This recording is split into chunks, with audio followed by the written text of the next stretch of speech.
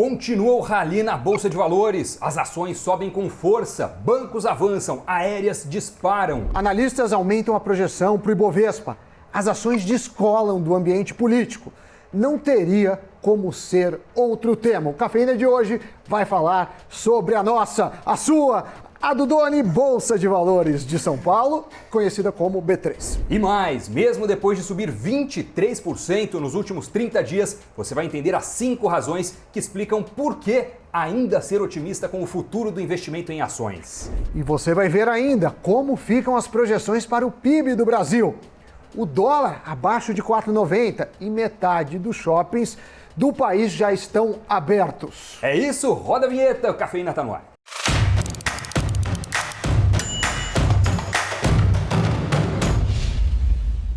Aê, amiguinhos e amiguinhas, mais um Cafeiola chegando no seu televisor, no seu Smart TV. Se for que nem o Doni, no seu estúdio, sua tela de cinema. Você fechou o cinema da sua casa, Doni? Você que tem uma bela tela ou ele está aberto para consumo próprio? A pequena tela de projeção. Pequena, são 360 graus de LED 208K. Ela está aceitando visitantes com máscara. Com máscara. Apenas e mantida uma distância de 1,5 m, 2 de um espectador para o outro. Você sabe o que o ovo mais jovem falou para o ovo mais velho? Gema, clara, ovo, não. Ovo!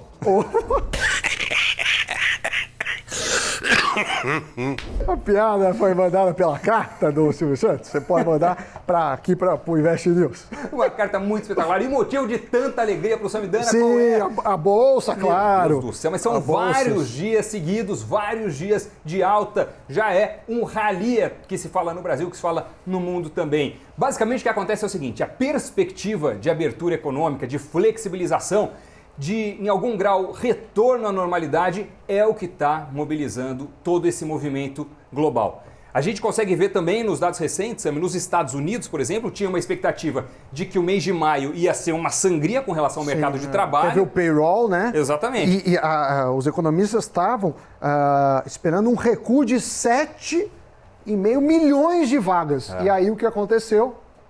2,5 milhões de novas vagas, né? Criaram novas vagas, 10 milhões foi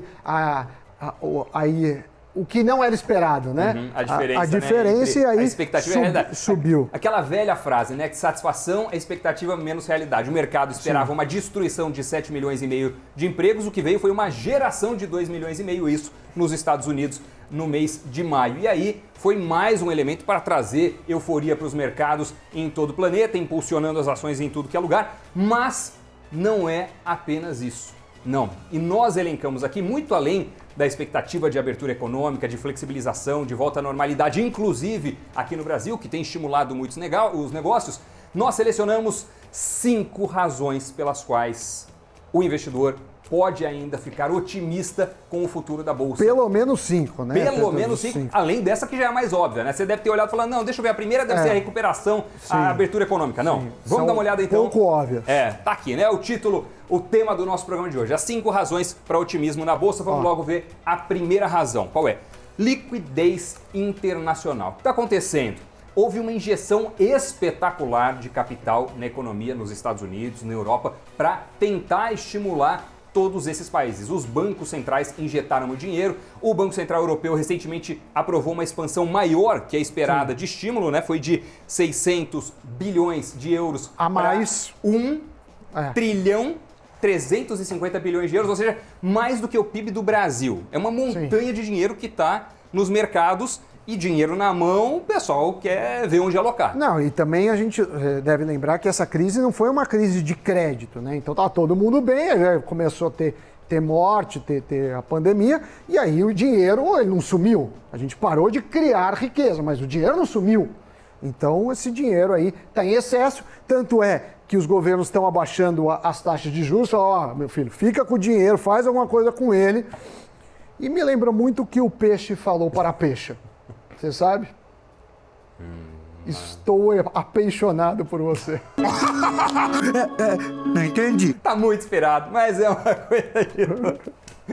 E o que acontece num aquário, por exemplo, já que estamos no tema aquário. aqui Pois de peixe, um tema aquático. Quando você enche de água o aquário, enche, ele está chegando perto da borda, enche, ele transborda. Sim. Mais ou menos isso, Sim. mantidas as devidas proporções. Falando de liquidez, tá uma piada ótima. É o que está acontecendo nos mercados avançados. Então, o aquário de dinheiro dos Estados Unidos, da Europa, foram enchendo e agora chegam a transbordar, porque os investidores querem saber onde alocar todo esse capital, onde eu posso conseguir retornos mais interessantes. Quando ele olha para a Bolsa Brasileira, por exemplo, o que acontece? Existe uma atratividade, porque o dólar antes tinha subido muito, a Bolsa tinha caído muito e o mercado brasileiro tinha ficado, então, mais atraente para o investidor estrangeiro. Por isso, inclusive, que nos últimos vários dias o fluxo de capital estrangeiro na Bolsa Brasileira tem sido extremamente robusto.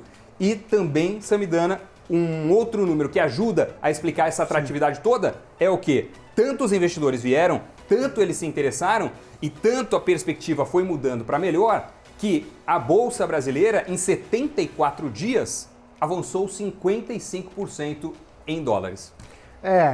A gente também foi uma das bolsas que mais sofreu e aí veio uma recuperação. Ainda estamos devendo por o começo ou pelo período pré-pandemia, mas lembrando que bolsa sempre olha expectativa, então essa é uma das 5 razões que falaremos hoje. É isso, vamos dar uma olhada no segundo motivo que a gente elencou aqui, que pode trazer um otimismo para a Bolsa. Vacina à vista? Interrogação, Sami. À vista se tem, mas não sei se é mar à vista ou se é muito à vista ou pouco à vista. O que acontece? Virou uma correria biotecnológica. Você tem mais de 10 laboratórios já em teste de vacinas. E quem descobrir primeiro vai... o winner takes all. Sim. O ganhador leva tudo. Então, ao invés de esperar as fases normais de uma vacina, que assim, testa, depois faz a fase para humanos, aí faz outro grupo maior, não sei o que lá, e depois produz, já tem os caras que meteram o louco. Já tem os caras que falaram, eu quero ganhar isso daí. Vou lá e já estou fabricando. Claro que tem um risco de não fazer isso.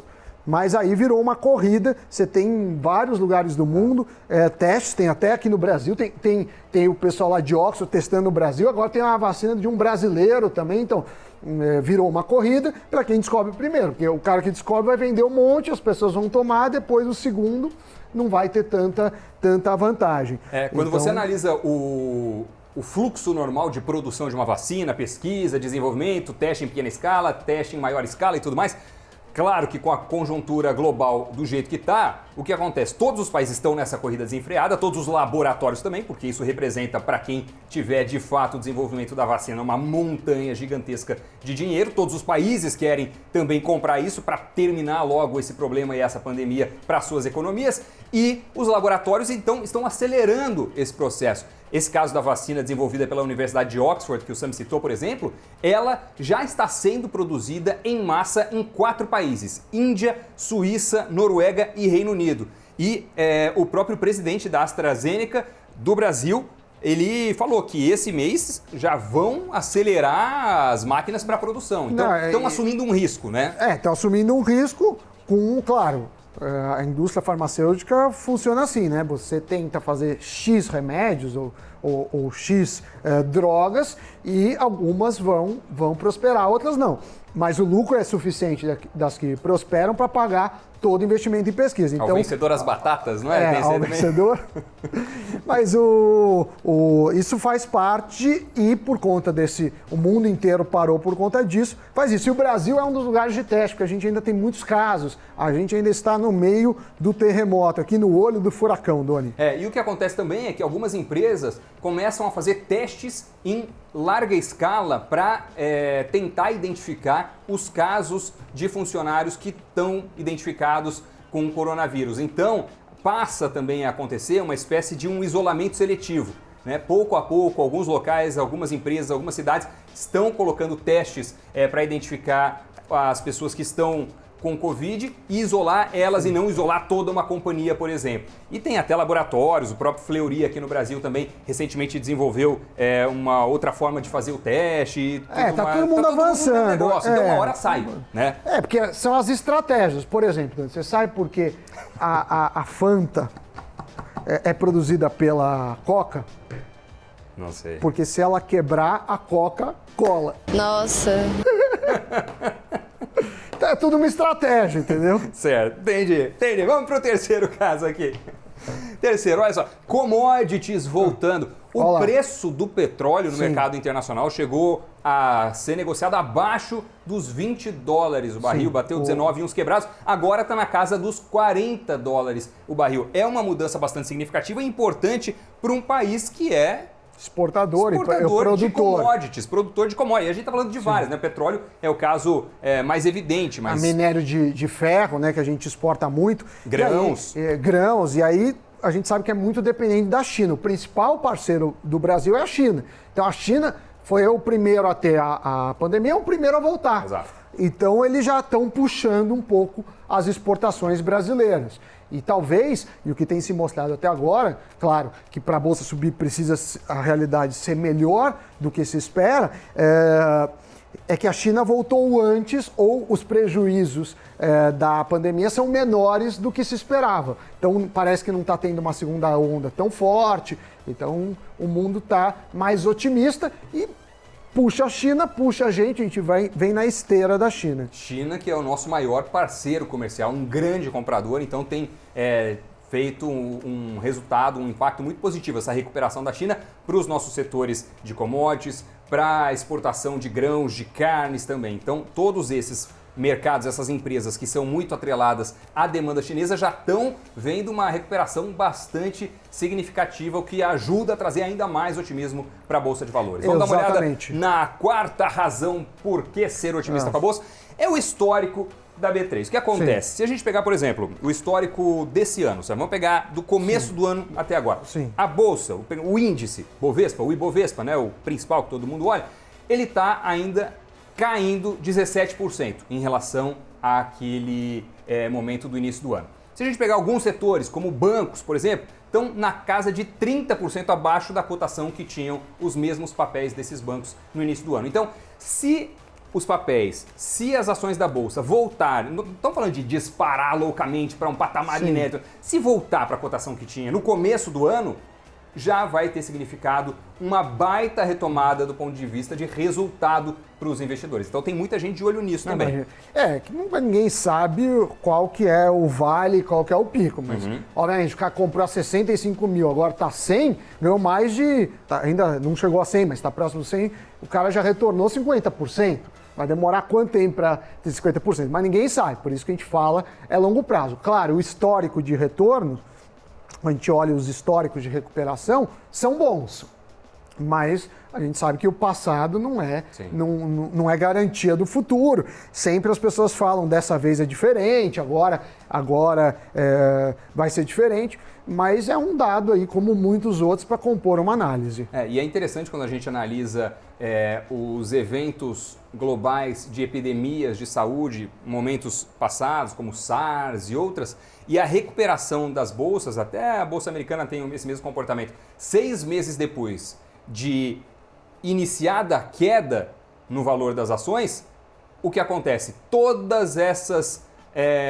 Em todos esses casos, o índice principal da Bolsa já tinha não só se recuperado de toda a queda, mas também se valorizado em relação ao pico pré-epidemia de saúde. Claro que esse caso é diferente, todo caso tem a sua peculiaridade, mas fato é que uma vez que a gente está no olho do furacão, no olho do problema, seja 2008, seja agora, naturezas completamente diferentes e não comparáveis. Mas passado 6 meses, 1 ano, a percepção é outra, né? Quando você está no meio, mergulhado no problema, você tem uma imagem. Uma vez que você descola dele, é diferente. E a recuperação no passado de outras crises foi muito acelerada. E agora a gente está vendo uma puxada muito grande também. Se ela vai perdurar, não dá para saber, ninguém tem bola de cristal. Você vai falar, mas não pode ser que volte para 90 mil? Pode. Pode ser que caia, pode. Pode ser que algumas empresas que soam mais promissoras despenquem por qualquer motivo? Pode, não dá para saber, mas quando você analisa um horizonte mínimo, 2 anos pelo menos, e a gente sempre fala aqui que investimento em ações é bom mirar num 5, mas assim, é possível que em poucos meses, ou em poucas semanas até, a recuperação tenha sido ainda mais vigorosa. Mas ainda que não seja, se o seu investimento é para médio e longo prazo, fica uma atratividade bastante interessante. Eu acho que isso tudo reforça realmente o que a gente falou, que é diversificação e longo prazo. Ninguém sabe quanto tempo, mas o mundo cresce Então, no longo prazo, você deve ganhar, ainda mais agora com a renda fixa, não, o menor patamar histórico. A gente já vai falar disso. Agora, então, chamou, vamos ver aqui. Renda fixa está menos atrativa. Isso é né? assim, qual que é a opção? A opção é colchão, dólares, ouro ou renda fixa, ou bolsa. Então, quer dizer, se o ativo concorrente está pagando menos, e tá, né? As taxas Selic está 3%, mas já estão falando de taxa 2,25% para o final do ano. Então, quer dizer, você deixa de ganhar 2%. Antes, você chegava de ganhar 14%, 15%, 20%, no começo do Plano Real, 40%. Então, é meio o que os governos estão falando. Se mexe, faz aí render o dinheiro. Tem gente abrindo empresa, tem gente investindo em bolsa, que também não deixa de ser uma forma de você ser sócio de um negócio. Então, fica com isso. Então, acho que a alternativa é qual, né? Então, é um pouco o que a gente fala do governo. Tá, que a gente vai perder, a gente sabe, mas qual que é a alternativa? Como perder menos? Aqui, se você ficar defendendo, você ganha muito pouco. Então, a Bolsa, basta ela ser consistentemente acima de 3% para ser melhor do que isso. Ao ano, né? Ao ano. Se a gente está falando do Vale até o pico, deu 50%. Quantos anos a renda fixa vai demorar para dar esse 50%? Então, claro, tem risco, tem todos os fatores, mas esse é um elemento importante, Doni. E o Brasil já foi visto durante muitos anos, e foi de fato o país da renda fixa, né? Você conseguia com uma segurança excepcional ter uma rentabilidade muito, muito elevada. Agora o cenário mudou bastante nos últimos vários meses e anos, e a gente está num momento onde a renda fixa já não é tão interessante se o seu objetivo é fazer o patrimônio crescer. Ela é importante para garantir o valor, digamos assim, da sua reserva, para manter ali o seu colchão de liquidez, para diversificar o seu patrimônio. Mas se o objetivo é longo prazo e se o objetivo é rentabilidade, a renda fixa é muito menos atraente neste momento. Certo, Sami? Certo. Muito bem. E olha aqui para os pitacos agora. Sim. A gente está fazendo alguns pequenos testes, algumas mudanças aqui no programa. A gente é muito dinâmico, né? A gente tenta fazer ousadia e alegria com finanças. É um menino Neymar na versão Celso Portiolli, que é o Doni Nucci. É daqui pro passa ou repissa. Você não pode perder. E aí, o que acontece? A gente, vez ou outra, vai testar aqui algum quadro, alguma coisa do tipo. E como queremos dar aquela qualificação audiovisual para o pitaco tão embasado do nosso Harvard Boy, vamos começar com um upgrade aqui para que o Sami possa destilar todo o seu conhecimento. Começando pelos dados do mercado financeiro, vamos ver os destaques do fechamento. O Ibovespa terminou o pregão dessa segunda-feira aos 97.644 pontos, alta de 3,18%. Foi o 7º avanço seguido. Os destaques ficaram com as ações das aéreas, que subiram mais de 20%. As 3 ações que mais avançaram foram Azul, 29%, Gol, 28% e Embraer, 18%. O dólar terminou cotado a R$ 4,85, o menor valor em quase 3 meses. Parece que o mundo, assim, está muito nesse rally de alta, isso tem acontecido em várias bolsas. No Brasil você tem o efeito dólar também, né? O dólar... Há pouco tempo a gente estava falando de um dólar a R$ 6, agora o dólar é 4,85, fechou. Então, todo mundo olhando com bons olhos. Agora, a gente tem que fazer a nossa lição de casa. Tem que fazer uma gestão adequada da crise da saúde, da crise da economia e voltar à agenda de reformas. Mas tem tudo aí para a gente recuperar, pelo menos nas expectativas. A gente sabe que esse ano deve ter uma contração aí de 7%, 8%. Vai demorar 3 anos, mais ou menos, talvez 4, para voltar no patamar pré. Mas aí é economia real. Quando a gente fala de bolsa, a gente está falando de expectativa dólar também. Falando em expectativa, em PIB, em crescimento da economia, nós temos um pequeno giro de notícias para o Sami escolher alguma e comentar. Vamos dar uma olhada. O Brasil terá uma queda de 8% no PIB deste ano, segundo a nova projeção do Banco Mundial. Se confirmado, será o maior recuo anual da história do país. Para 2021, o Banco Mundial prevê uma recuperação de 2,2%. Pelo Boletim Focus, a projeção dos economistas e analistas do mercado financeiro no Brasil é menos pessimista. Consultados pelo Banco Central, eles apontaram queda de 6,48% este ano e avanço de 3,5% no PIB do ano que vem. O BNDES anuncia um crédito emergencial de R$ 2 bilhões para empresas do setor de saúde, como hospitais e laboratórios. As empresas que mantiverem ou ampliarem os postos de trabalho durante 12 meses terão acesso a uma taxa de juros menor.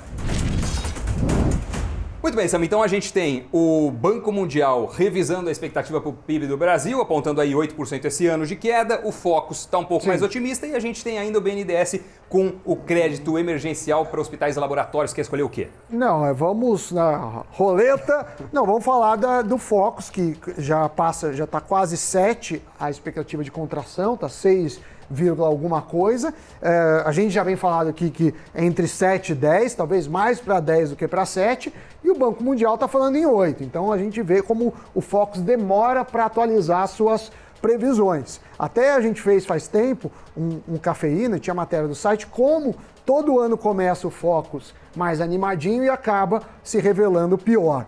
E eu acho que vale a pena essa reflexão, porque junho é um mês de boa reflexão. Por quê, Doni? Porque eu não posso comer mais maionese esse mês. Em junho? É. Por quê? Porque é maionese e estamos em junho. Então é junionese.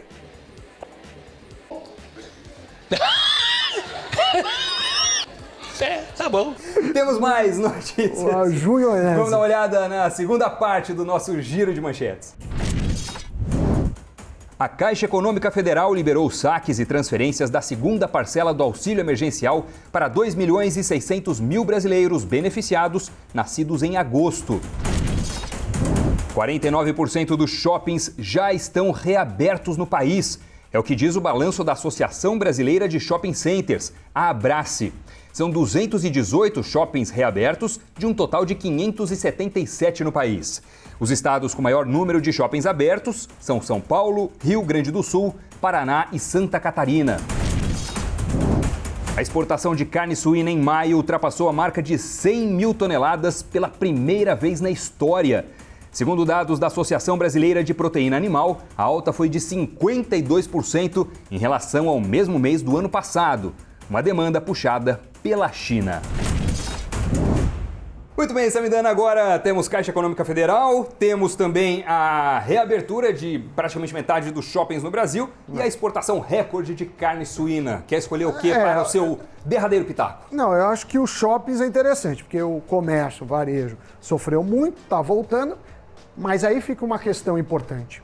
Será que as pessoas mudaram os hábitos? Porque talvez não mudem os hábitos. Um monte de gente começou a comprar online. Online tende a ser mais barato.